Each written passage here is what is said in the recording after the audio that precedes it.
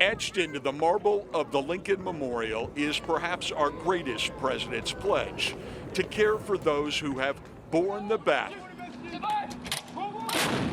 But thousands of veterans of Iraq and Afghanistan have been fighting a losing battle with the VA to get care for their injuries. They are convinced they've been left with lung damage, cancer, and other illnesses from months of breathing thick, black, noxious smoke from the garbage pits where the military would torch everything from plastic bottles to body parts. This is topiramate. This is azithromycin, albuterol sulfate, ipratropium bromide, which Megan is albuterol. Kingston's days are now a seemingly endless round of medications and chest compressions. The 31-year-old former Army medic went to Iraq to help save American troops, but the cost of her service may be her own life. She cannot breathe without her oxygen tank. She's gone from running marathons to gasping for air on a walk around the block outside her home in Haymarket. When I start to walk and talk, you notice how I've slowed down and I skip breathe.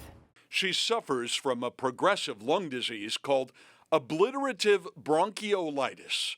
Her doctors say it is terminal. Then one time you just have that moment where you're like, crap, I'm dying. And it's like, man, this is a progressive disease. It's going to kill me eventually. And you're like, man, that sucks.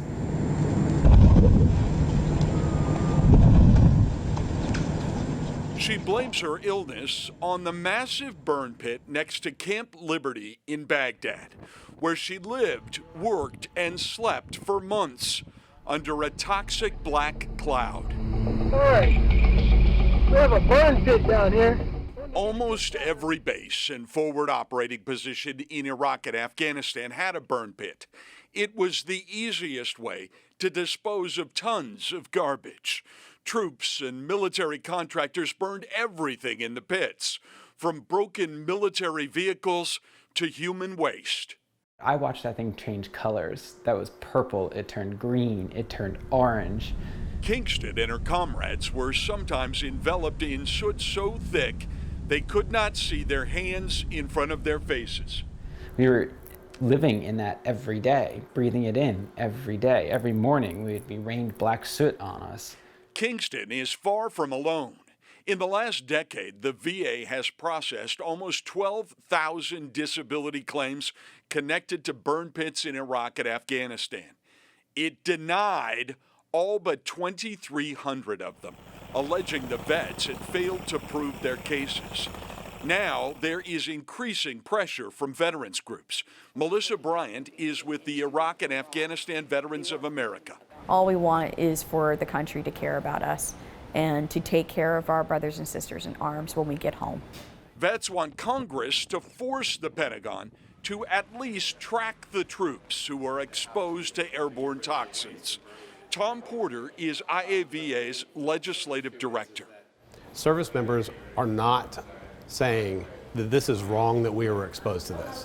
What they're saying is, if you're going to send us to war, then treat us for whatever is wrong with us when we get back. The VA is right now working with the National Academies of Sciences on a new study of the long-term health effects of burn pits. The last report, nearly a decade ago, concluded there was not enough data. These black particles are carbonaceous particles or burn particles in the lung tissue itself from the biopsy. But in his lab on Long Island, This is permanent and severe. a former VA chief of allergy and pulmonology has made the deadly legacy of burn pits his life's work. Dr. Anthony Sema says the science is now clear. This is a lung biopsy from a soldier who was deployed to Iraq. In the center, look at this white spot. This is a crystal. You should not see crystals in the lung. Dr. Sema has found the residue of burn pits in the lungs of troops deployed to Iraq and Afghanistan. We are very clear that these burn pits are leading to long-term severe consequences. The particles in the lung biopsies match the chemical signature of man-made toxins in Iraq and Afghanistan. You don't need a doctor to tell you you're not supposed to burn your trash and inhale it. Megan Kingston had to fight the VA for 3 years to convince bureaucrats she was permanently disabled because of her service in Iraq. I love my country. And I would defend it any day.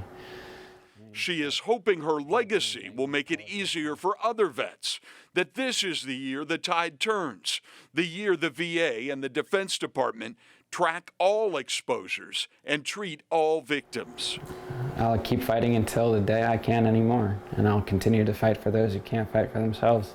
She is just not sure how much time she has left. In Haymarket, Virginia, Bruce Leshan, WUSA 9.